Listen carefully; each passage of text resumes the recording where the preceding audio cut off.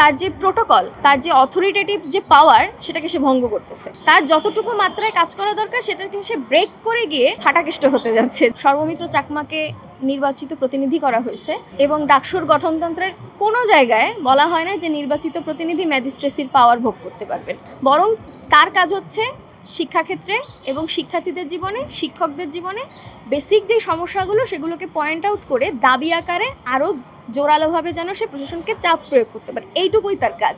সে প্রশাসনের হয়ে মারপিট করতে যাবে না। তার যে প্রোটোকল, তার যে অথরিটেটিভ যে পাওয়ার, সেটাকে সে ভঙ্গ করতেছে।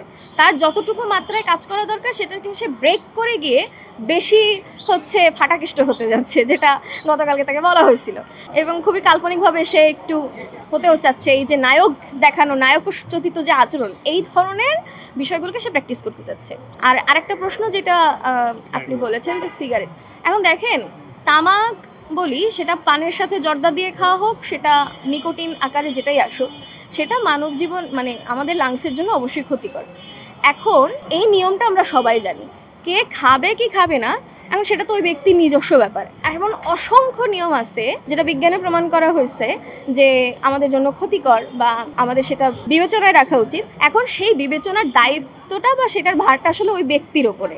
ফলে এইখানে কে কি খাবে না খাবে অতখানি ম্যাজিস্ট্রেসি পাওয়ার, এই যে অকথ্য অপ্রধান বিষয়ে মনোযোগ দেওয়ার যে জিনিসটা, এটা আসলে আমি যৌক্তিক মনে করি না। তুমি না খাইতে পারো, সেটা সচেতনতা আমি তৈরি করতে পারি, তোমাকে বলতে পারি, কিন্তু আমি তোমাকে নিয়ন্ত্রিত করতে পারবো না যে তুমি এটা খাইতেই পারবা না, আমি সেটা বলতে চাচ্ছি না।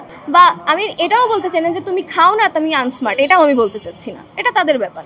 বরং হল সংসদ যদি আরেকটু যদি পরিপক্ক হইতেন তাহলে যেটা করতে পারতেন যে আমাদের এখানে ছাত্রদের পড়াশোনার ক্ষেত্রে রিডিং রুমের কি সংকট রয়েছে বা আর গবেষণার ক্ষেত্রে কি কি সমস্যা তারা ফেস করতেছে, বা কোনো ছাত্র তার সিটে থাকাকালীন অবস্থায় হলের পারিপার্শ্বিক পরিস্থিতির কারণে কি কি সমস্যা ফেস করতেছে, সেইগুলো তাদের ফাইন্ড আউট করে সেইগুলো নিয়ে তাদের বেশি মাথার ঘামানো দরকার ছিল। কিন্তু তারা প্রধান ইস্যুকে বাদ দিয়ে অপ্রধান ইস্যুতে বেশি মনোযোগ দিচ্ছেন।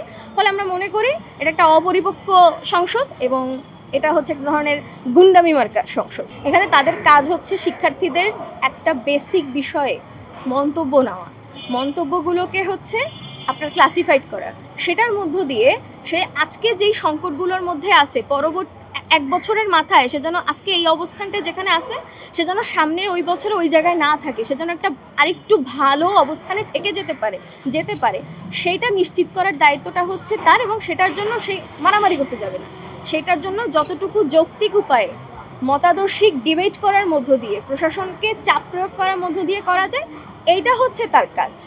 হ্যাঁ, এর থেকে বেশি সে পেশি শক্তিও ব্যবহার করতে পারে না, এর থেকে বেশি সে নায়কোচিত কোনো আচরণও সে করতে পারে না।